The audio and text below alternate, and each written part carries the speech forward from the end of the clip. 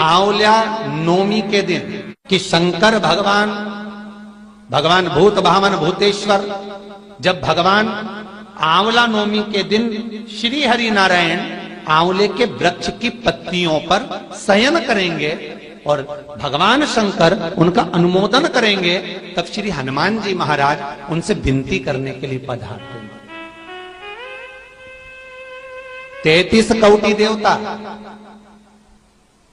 भगवान विष्णु जब शयन से उठते हैं, देवसोनी एकादशी को जब भगवान उठेंगे, नेत्र खोलेंगे, तो प्रथम दर्शन भगवान विष्णु श्रीमद् भागवत कथा, स्कंद पुराण, पद्म पुराण, अग्नि पुराण, जितने भी पुराण उठाना चाहे सारी पुराणों को उठाकर देखना कि प्रथम वर्णन आपको मिलेगा कार्तिक महत्तम का कि भगवान नारायण सर्वप्रथम जब नेन खोलते हैं अपनी देव सोनी एकादशी से सोकर देव उठनी एकादशी पर जब उठते हैं तो भगवान नेत्र खोलकर सबसे पहले किसका दर्शन करते हैं? किसका दर्शन?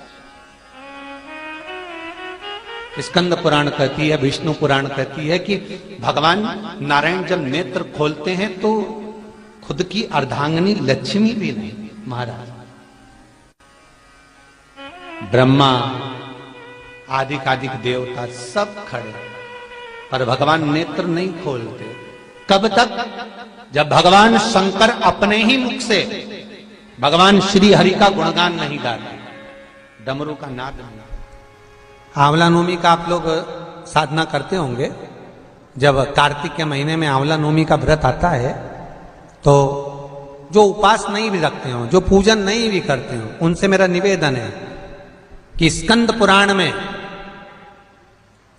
कार्तिकेय के पावन चरित्र में स्कंद पुराण में स्पष्ट किया गया, और कल्याण का कार्तिक खंड पढ़िएगा, कभी योग लगे तो गीता प्रेस गोरखपुर का कार्तिक खंड पढ़िए,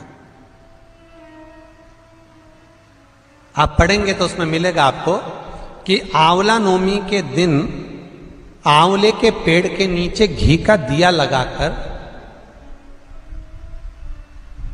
मध्याह्न से पहले दोपहर के 12 बजे से पहले आंवले के पेड़ के नीचे आंवला नवमी के दिन कार्तिक के महीने में स्कंद पुराण कहती है जो घी का दिया लगाकर पूजन कर कर अपना पल्लू पसार कर आंवले के वृक्ष की डाली में से उस पे लगी हुई थोड़ी सी छाल को अपनी अंगूठे और चीटी उंगली से अपने पल्लू में गिराकर ले जाकर लाल कपड़े में हल्दी के साथ अपनी तिजोरी में अलमारी में रख लेता है। उसके घर में कभी बरकत की कमी नहीं होती, उसके घर में कभी संपदा की कमी नहीं होती, उसके घर में धन वैभव सत्ता बढ़ती है, बढ़ती है।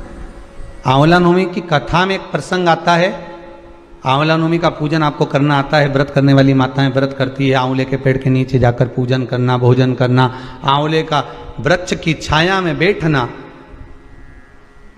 उस दिन किसी को अपशब्द ना कहना, आंवले की पूजन कर कर अपनी झोली को पसार कर चीटी उंगली और अंगूठे से आंवले की छाल को थोड़ा सा पल्लू में गिरा लेना, उस छाल को ले जाकर अपनी बरकत में, अपनी अलमारी में, अपनी तिजोरी में रख देना। यह आंवला नवमी की पूजन का विधान है, संपदा के।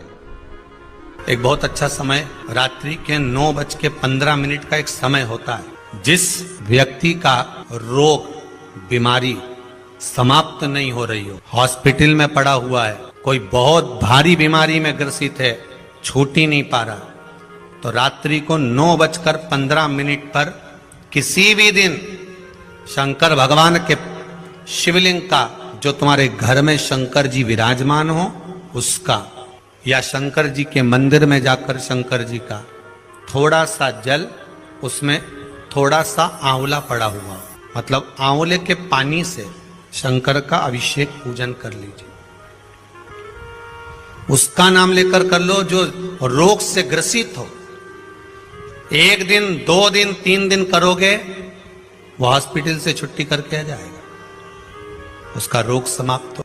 आंवले के वृक्ष के नीचे, स्कंद पुराण में भी है, कार्तिक महीने में आंवला नवमी पर आंवले के वृक्ष के नीचे भोजन करने से संपदा बढ़ती है। इसलिए आंवला नवमी पर लोग आंवले के पेड़ की पूजन करने जाते हैं तो वहां गोट भी करते हैं। बोलो सही है कि गलत है? वहां लोग टिफिन लेके जाते थे, पहले भोजन करते थे आंवला नवमी पे, आंवले के वृक्ष के नीचे भोजन करने पर संपदा बढ़ती। आंवला नवमी का दिन कार्तिक में पड़ती आंवला नवमी, ठीक है। जगत गुरु शंकराचार्य जी कह रहे हैं, मां तो कृपा कर दे। मां कहती है इसने कभी दान नहीं करा, पुण्य नहीं करा, सत्कर्म नहीं करा, तुम्हें कैसे दान दूं? दान का फल दान।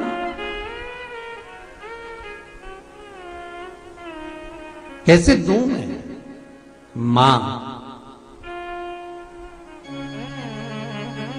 पूर्व में मान लो इसने जितने जन्म लिए उस जन्म में अगर कोई दान नहीं दिया तो आज आंवला नवमी के दिन आज तो दान दिया है। लक्ष्मी जी बोलती है जो अभी करेगा इसका फल तो बाद में मिलेगा। जगत गुरु शंकराचार्य जी कहते हैं, मां मैं आपसे केवल इतना सा मांगना चाहता हूं, इस कली काल में आप मुझे वर दे दो कि एक दिन ऐसा हो आंवला नवमी का जिस दिन जो दिया जाता है उसका फल जीते जी ही मिल जाए। बस इतनी कृपा कर। जगत गुरु शंकराचार्य जी के शब्द देखिए।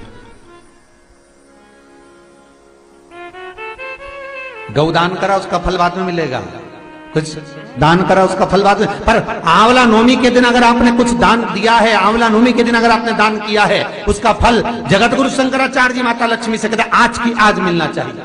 उसका फल हमें इसी पृथ्वी